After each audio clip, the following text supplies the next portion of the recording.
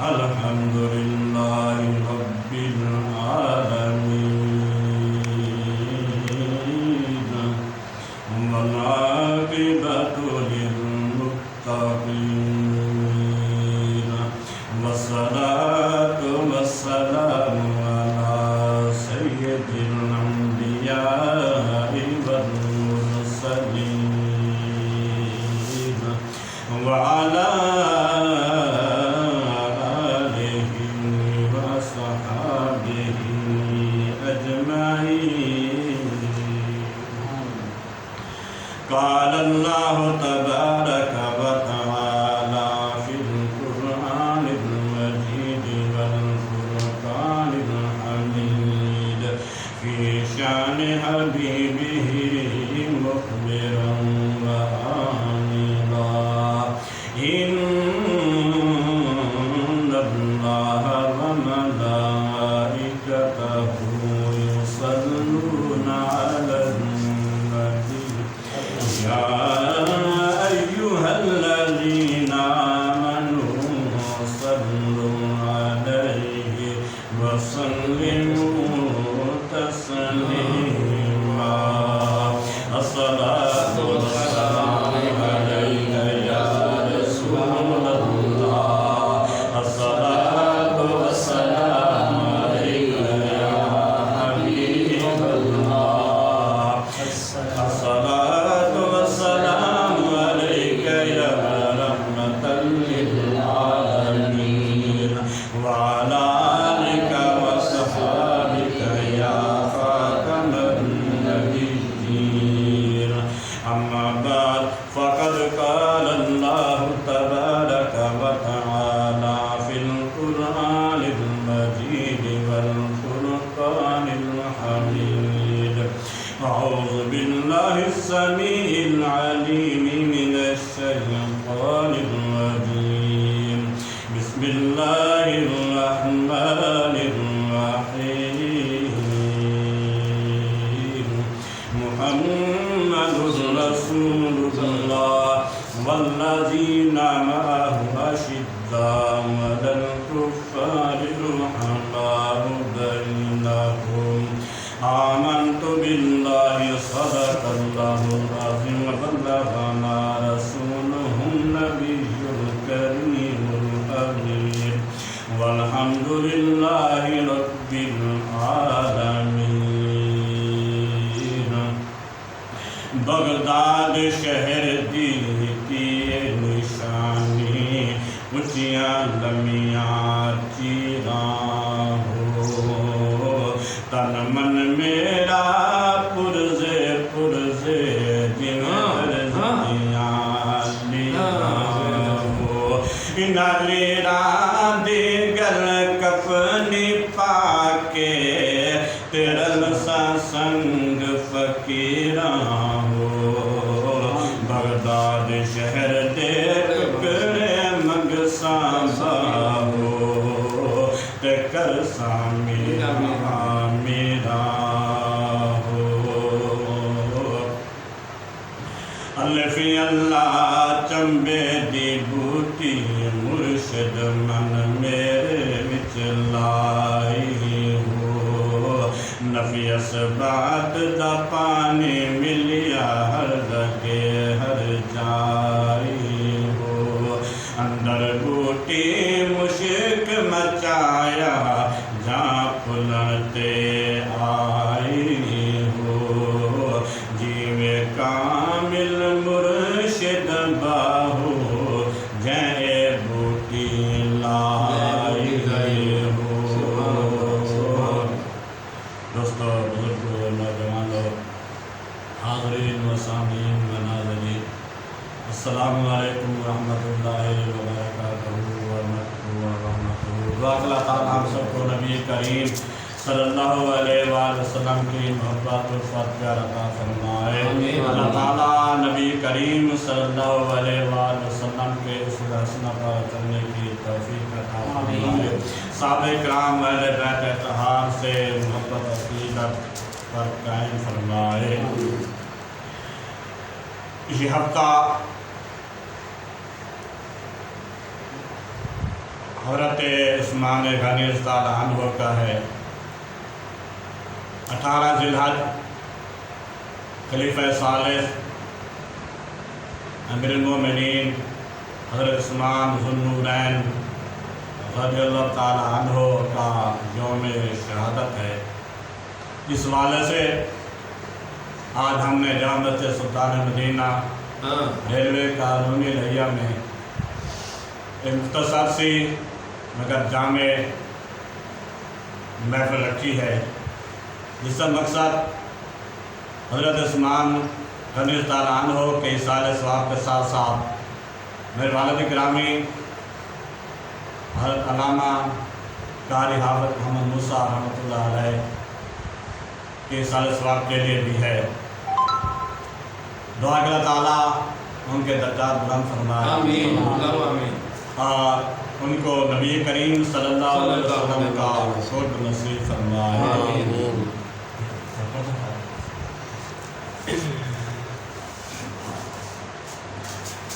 حضرت عثمان رضی اللہ عنہ کی شان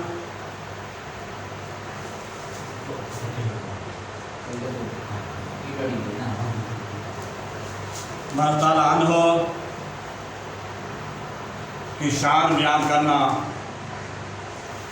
کم از کم میرے بس میں تو نہیں، صرف سعادت مندی کے لیے اور ان کے مداحوں میں نام لکھوانے کے لیے سبحان اللہ، چند الفاظ آپ کے گفتگزار کرنے کی سعادت حاصل کرتا ہوں۔ سبحان اللہ۔ حضرت عثمان غنی رضی اللہ عنہ کے حق میں قرآن مجید کی آیات نازل ہوئی ہیں۔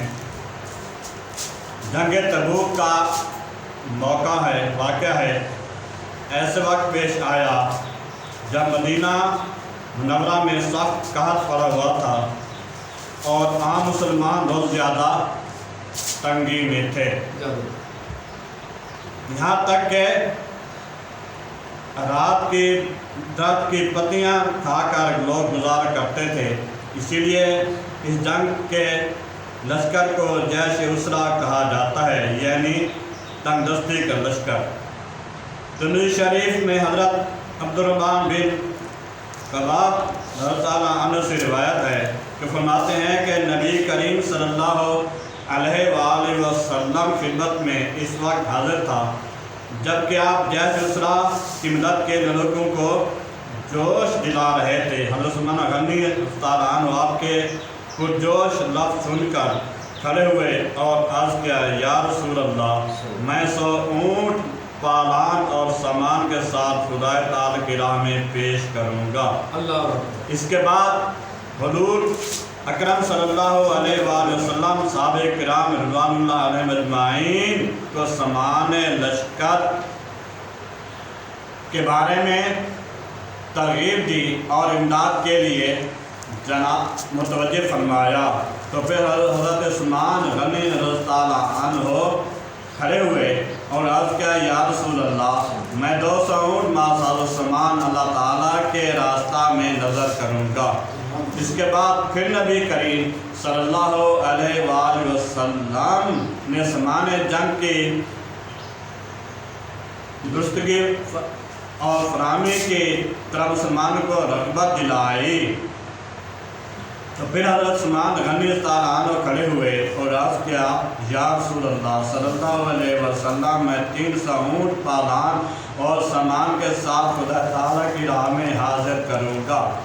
حدیث کے راوی حضرت عبدالرحمن بن خباب رضی اللہ عنہ فرماتے ہیں کہ میں نے دیکھا کہ نبی کریم صلی اللہ علیہ وسلم پر اترتے جاتے تھے اور فرماتے جاتے تھے، جس کا مطلب یہ ہے، یعنی ایک ہی جملہ کو حضور نبی کریم صلی اللہ علیہ وسلم نے 2 بار فرمایا، اور جملہ کا مطلب یہ ہے کہ اب عثمان کو وہ عمل کوئی نقصان نہیں پہنچائے جو اس کے بعد کریں گے۔